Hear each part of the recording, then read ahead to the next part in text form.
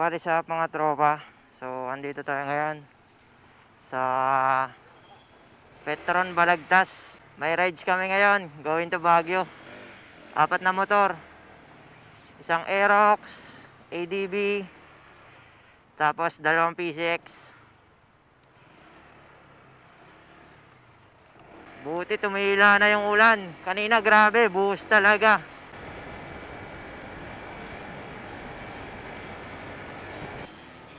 Dumi na ng motor. Lumiliwanag na. Makapal yung ulap.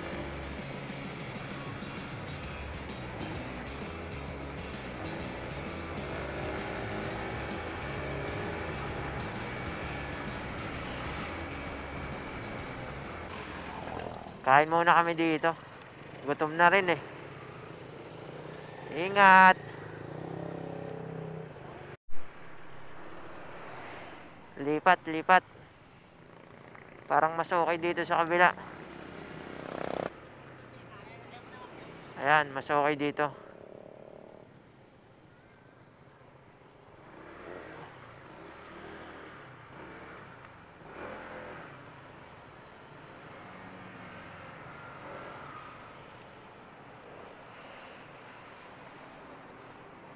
Ah!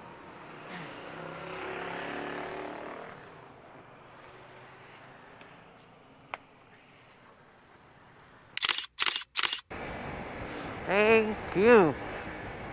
Ano na ata tayo? Tarlac na ata. Sunod na ito.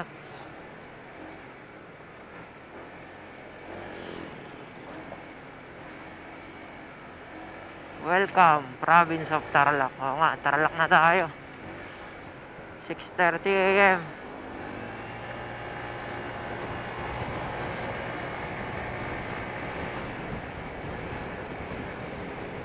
Medyo mahaba-haba pang biyahe ito.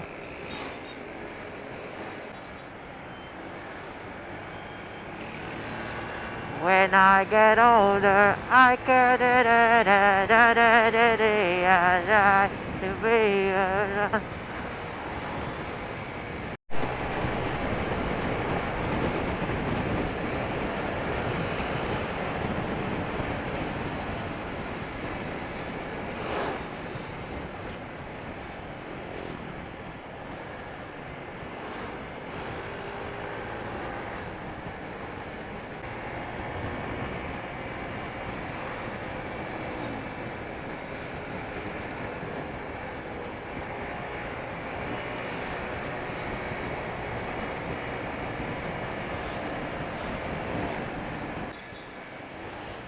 salamin, salamin, salamin, salamin.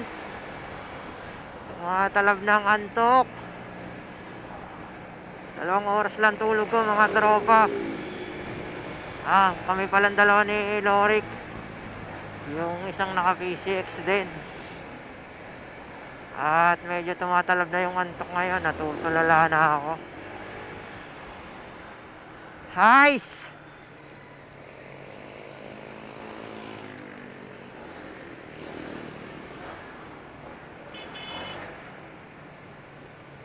Ano na to? Luisita.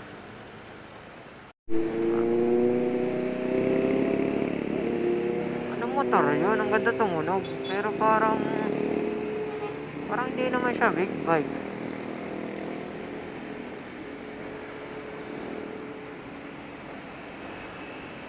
Four cylinder.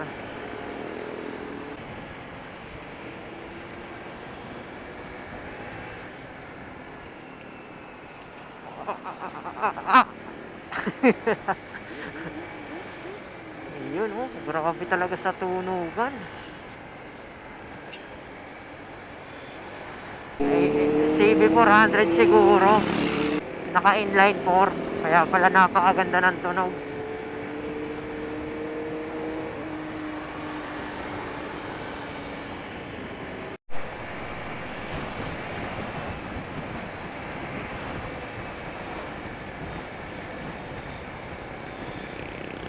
Welcome to Panike, Tarlac. Panike, Tarlac.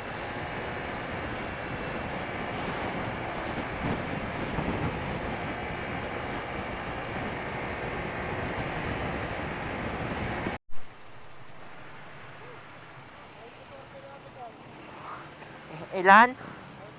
94. Baka alas 8, baka Pusurubyo na tayo.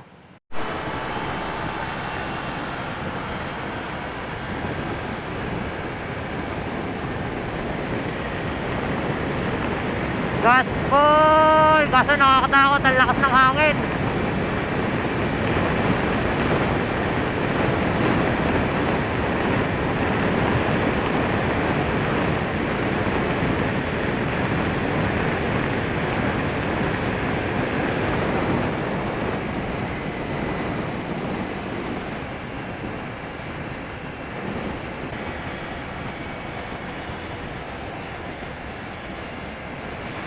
Lakas lang ng hangin. Bumabakbak si Boyong ah. Umagaspol ah.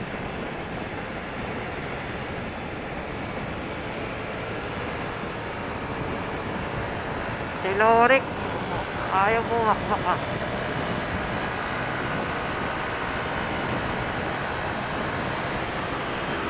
Ayun ang sinasabi. Pwede na tayo mag-stop over. Bukuhan. Buko.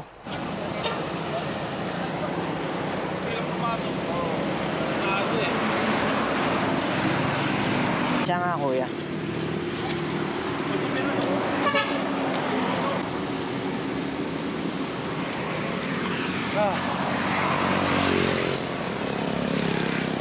Basta. Kano na tayo wala ako? Malapit na, isang bayan na lang daw eh. Binalunan, tapos Pusurubyo na.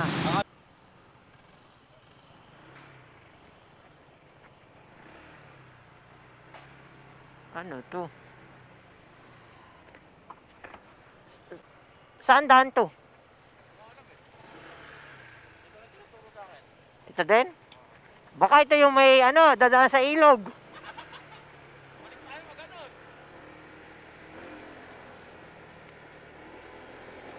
Ang alam ko dun eh.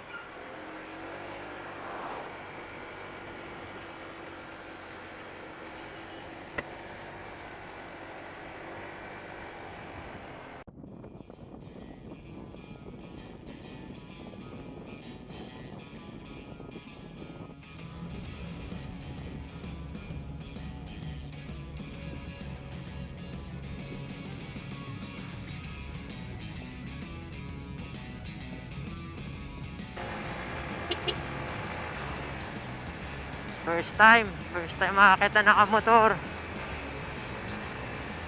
Angas.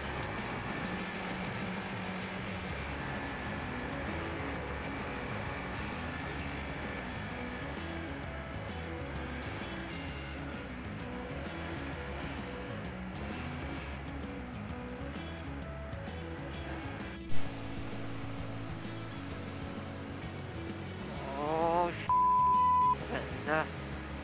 Chill muna tayo sa Baguio City. Ito na nga boss, mag-chill na.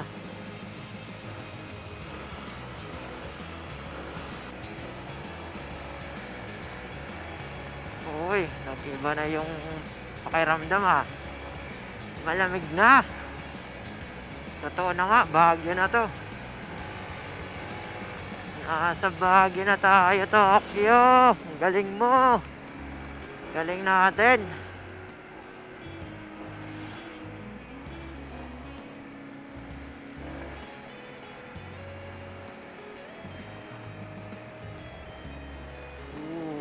Ganda.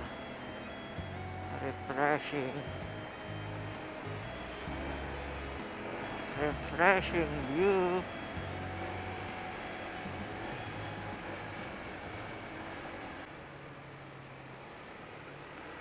Buti na lang talaga natuloy ito. Buti palaban to mga naaya ko. Meron lang isang nag-back out. Nagkaroon kasi ng problema eh. Shout out Boss Maki. Next time ha, sama ka.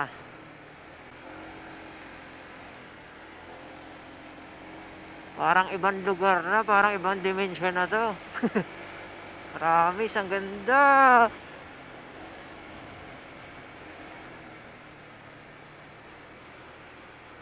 Sarap!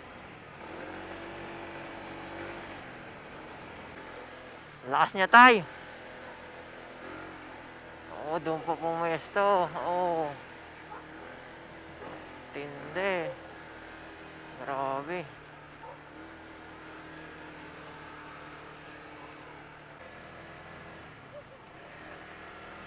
Yun. Ito pala. Ito na pala yung Lion's Head.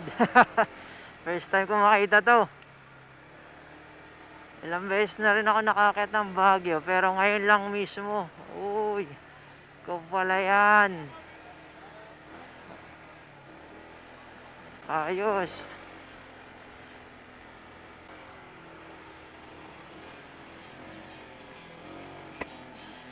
Na starstruck ako kay Lion's Head ah.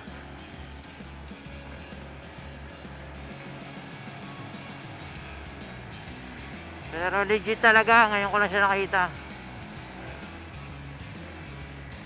Op, op, op.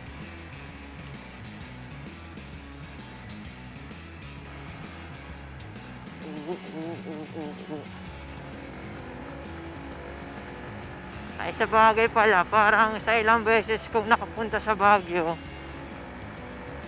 ngayon lang din talaga ako nadaan dito. So, maganda rin talaga tong pagkakamotor namin na to.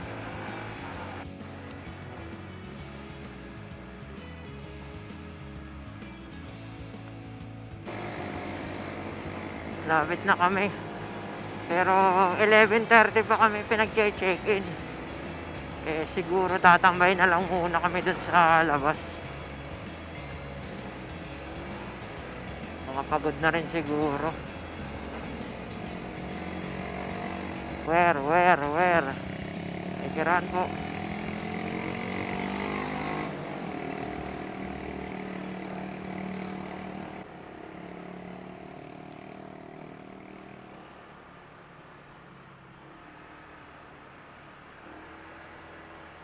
Jeez.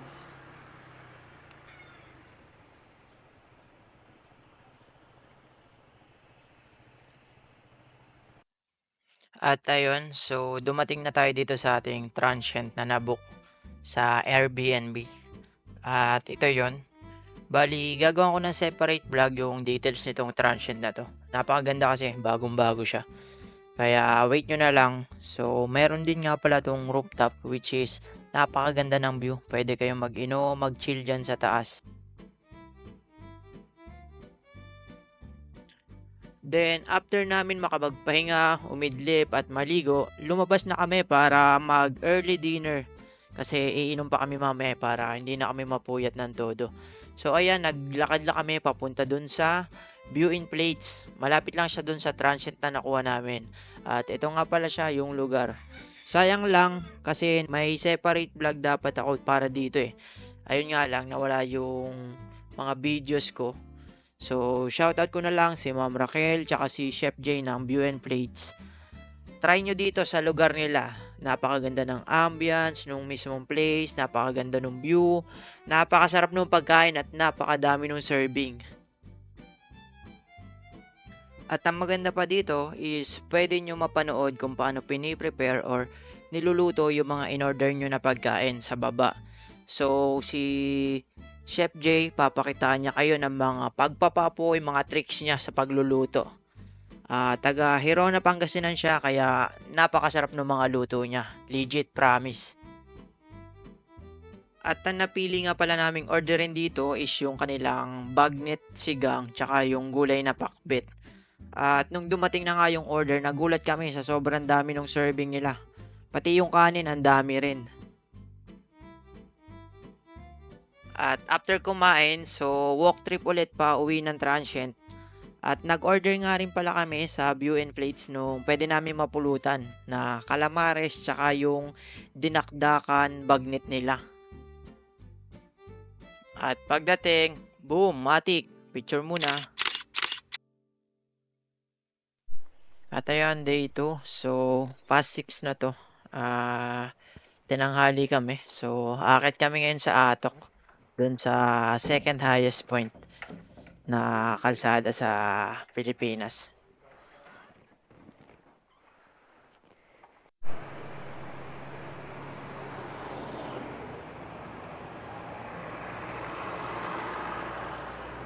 andito yan.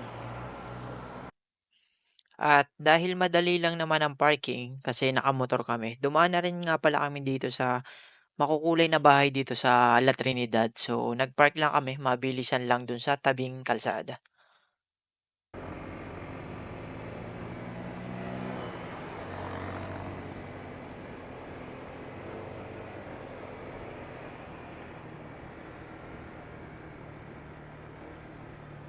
Ito na ba yun? Uy, ito na nga yun. Highest point. Nice. Unlock. Nice. At after nung balik ang biyahe, so Baguio to Atok, Atok to Baguio. Tumambay lang kami saglit dun sa taas din. Umuwi na rin dito sa transient. Eh, nagpahinga lang kami saglit, then nagsiligo na para mamayang gabi is gagala kami sa may Session Road.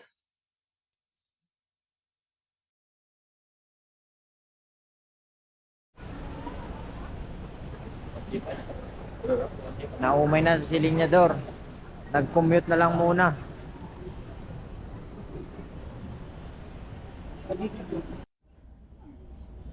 So, nung gabi na, pumunta nga pala kami dito sa may Session Road at punta kami dito sa Portabaga Mall. Sa pinakataas, meron ditong Mikihan. So, Miki Abra daw to at tinikman namin. So, ayun. Then, after nito, pupunta pa kami dun sa, sa night market para mag-food trip pa rin. Ano, hindi magsi-7 hanggang 7. Kalahati ng time natin dito i-run mo. Mag-withdraw pa siya. Hindi yun, bukas na. Uy!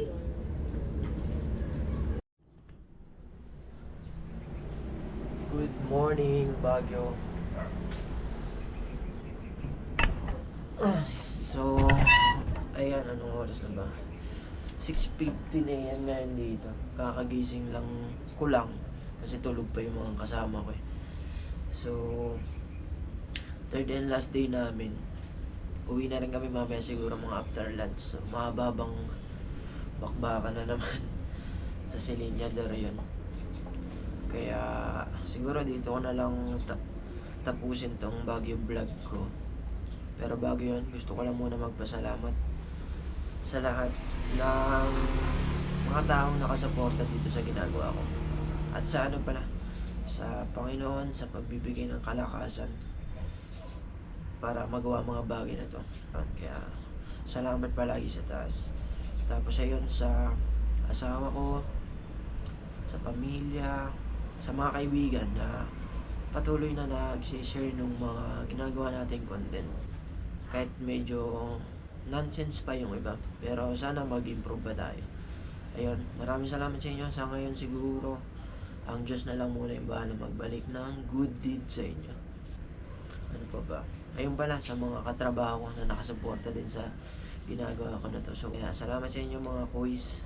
Kita-kits na lang sa daan, sa mga susunod pa nating videos. Peace out everyone.